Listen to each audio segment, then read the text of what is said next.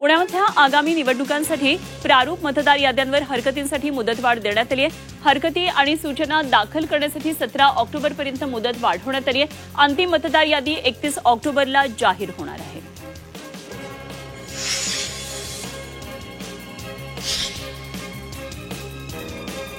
देशातील real estate गुंतवणुकीमध्ये पुणे आता दुसऱ्या क्रमांकावर पोहोचले। जुलै ते सप्टेंबर 2025 या 3 महिन्यांमध्ये रिअल इस्टेट गुंतवणुकीमध्ये 48% वाढ झाली आहे। सीबीआरई ग्रुपच्या अहवालानुसार या कालावधीमध्ये देशभरात 31,600 कोटी रुपयांची गुंतवणूक झाली आहे।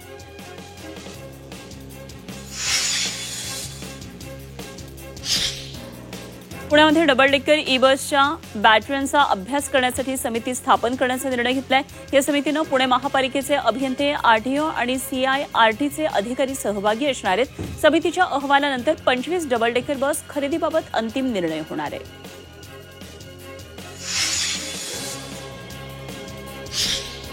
पुण्यामध्ये सीसीटीव्ही केबल टाकण्यासाठी परवानगीशिवाय खोदकाम करणाऱ्या ठेकेदाराला मनपानं समजपत्र दिलंय। परवानगीपेक्षा अधिक ठिकाणी रस्ते उखडल्याचे पुरावे अधिकाऱ्यांनी पोलीस आयुक्तांना सादर केलेत। त्यामुळे दिवाळीपर्यंत सर्व खोदकाम बंद ठेवण्याचे आदेश देण्यात आलेले आहेत।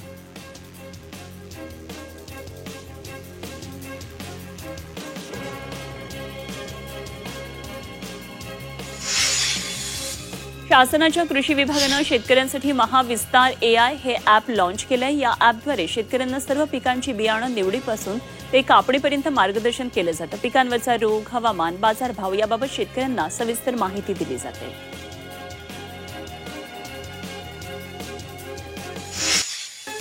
नाशिकच्या निफाड तालुक्यामध्ये खेडलुंझेंगेमध्ये रस्त्याच्या मागणीसाठी गेल्या 3 दिवसांपासून उपोषण सुरू आहे आणि खेडलेझुंगे ते कोळगाव या रस्त्याची अतिशय दुरवस्था झाली आहे। हा रस्ता दुरुस्त करावा या मागणीसाठी ग्रामस्थांनी उपोषणाला सुरुवात केली। या उपोषणाला उद्धव ठाकरे, शरद पवार, स्वाभिमानी शेतकरी संघटना यांनीही भेट देऊन पाठिंबा दिला आहे।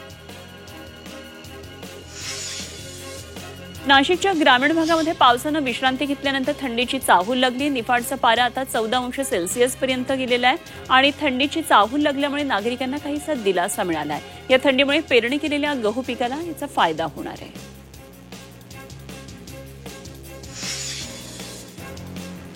नाशिकच्या मनमाडमध्ये गोवंशाची तस्करी केल्या प्रकरणात कारवाई केली आहे। तब्बल 19 गोवंश तस्करीचे गुन्हे दाखल असलेल्या सराईत गुन्हेगाराला पोलिसांनी गुजरातमधून अटक केली। या आरोपीवर गुन्हा दाखल करण्यात आला।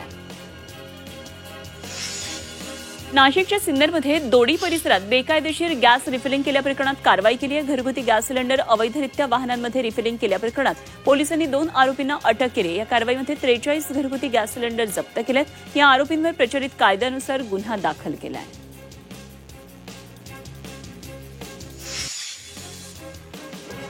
संभाजीनगरमध्ये जिल्हा परिषद, नगर परिषदांचं आरक्षण निघालं। त्यानंतर आता महापालिकेच्या आरक्षणाची उत्सुकता लागली आहे। मात्र महापालिका निवडणुकांसाठी दिवाळीनंतर आरक्षण सोडत निघणार असल्याचं सांगण्यात येत आहे।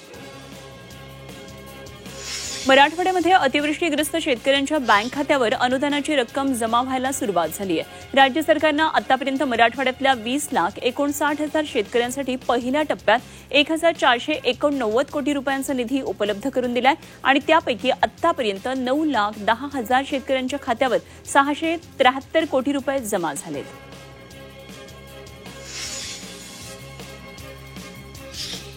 दिवाळीनिमित्त छत्रपती संभाजीनगरमधून आजपासून रोज 55 जादा बसेस सोडल्या जात आहेत। प्रवाशांच्या गर्दीनुसार जादा बस चालवण्याचं नियोजन एसटी विभागानं केलंय। दिवाळीमध्ये गावी जाणाऱ्या प्रवाशांची गैरसोय टाळण्यासाठी एसटी विभागानं हे नियोजन केलंय। छत्रपती संभाजीनगरमध्ये शेअर मार्केटमध्ये गुंतवणुकीच्या बनावट वेबसाईटवरून व्यापाऱ्याला तब्बल 73 लाख रुपयांचा गंडा घातल्याचा प्रकार समोर आलाय। या प्रकरणामध्ये मुकुंदवाडी पोलीस ठाण्यामध्ये गुन्हा दाखल करण्यात आलाय आणि पुढचा अधिक तपास सुरू झालेला आहे।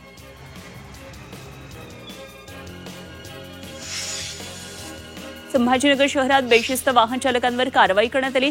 शहरातल्या 521 दुचाकीस्वारांवर दंडात्मक कारवाईचा बडगा उगारलाय। वाहतूक नियमांचं उल्लंघन आणि नागरिकांच्या वाढत्या तक्रारींमुळे कारवाई करण्यात आली आहे। संभाजीनगर शहरामध्ये अशा प्रकारे बेशिस्त वाहन चालकांवर कारवाई करण्यात आली आहे। कारवाईचा हा बडगा उगारण्यात आलाय। शहरातल्या 21 दुचाकीस्वारांवर दंडात्मक कारवाई करण्यात आली आहे आणि वाहतूक नियमांचं उल्लंघन, नागरिकांच्या वाढत्या तक्रारींमुळे ही कारवाई करण्यात आली आहे.